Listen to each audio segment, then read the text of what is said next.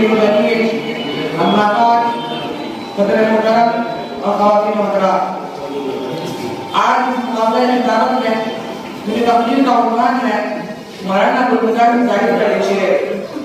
ایک مولانا تو برسلتے ہیں مرشید مبین ایک مولانا تو برسلتے ہیں مرشید مبین ورنہ ان گرے ہوئے دعوت سے کیا بات بنے دوستو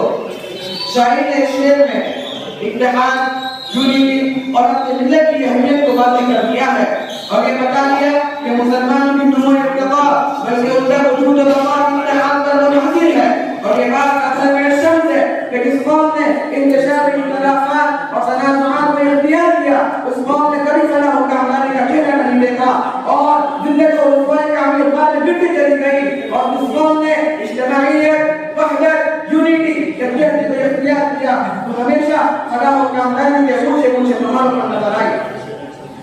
اتحاد کی حقیقت اگر آپ تلاش کریں قرآن و حدیث میں تو آپ کو معلوم ہوگا کہ وہ عنصر ہے جو ملت کو بنیاد مرصوص بناتا ہے کہ وہ کسوٹی ہے جو افراد ملت کے مقام کو متعین کرتی ہے کہ وہ طاقت ہے جس کی بنیاد پر ملت اس عظیم ذمہ داری کو اٹھانے کا قابل ہو سکتی ہے جس کے لیے اس کو برپا کیا گیا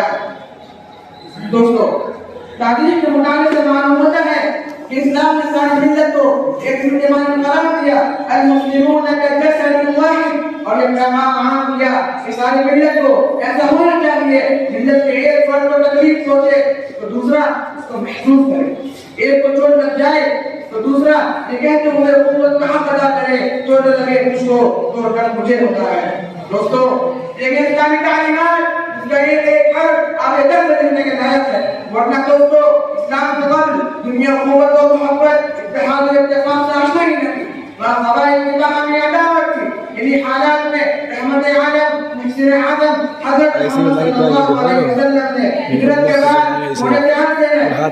محمد و رجع کر کے ایک کا تفسیر دے کر انما المسلمون اخوہ اور المسلم اخو المسلم مسلمان سے ہمارے کا سبق پڑھا کر دلوں کے قوموں نے ایسے اتحاد قائم فرما دیا جس نے آگے چل کر تاریخ اسلامی میں ایک سوال کریم جناب کر دیا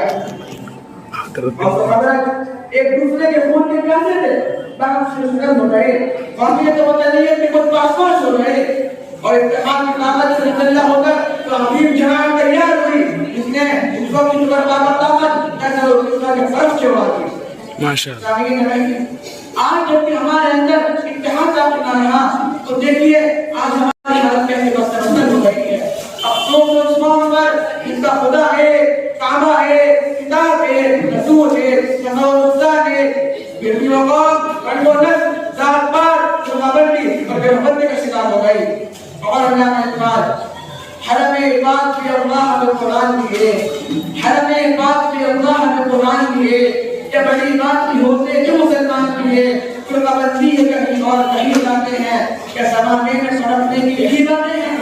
محترم سامعین ایک طرف اسلامی تعلیمات ہیں قرآن و حدیث کے مطالبات ہیں دوسری طرف ہمارے تنازعات ہیں صحابی انتشار ہے آپس میں انتشار ہے آج مسلمان قومیت کے نام پر وطنیت کے نام پر عصبیت کے نام پر مسلک کے نام پر پارٹی کے نام پر ذریعت کے نام پر عقیدے کے نام پر اور نامعلوم ابن عربی پر جڑے ہوئے ہیں اور اسی کی پاداش میں آج دنیا کے کوشے کوشے میں حضرت عثمان کا سامنا کرنے کا مشغول ہے مسلمانوں کو اپنی ترقی اور کامیابی کے لیے کنڈو خون کو توڑ کر ایرانی غلامی کے امتیاز سے بالا کر ہو کر شیعہ سنی دیوبندی بریلوی کے خلاف سے اوپر اٹھ کر ایک ملت میں گم ہونا پڑے گا تب جا کر کامیابی اور کامیابی ہمارے قدم چھوڑے گی بقول شاعر خدا نے رنگ و خون کو توڑ کر ملت میں گم ہو جا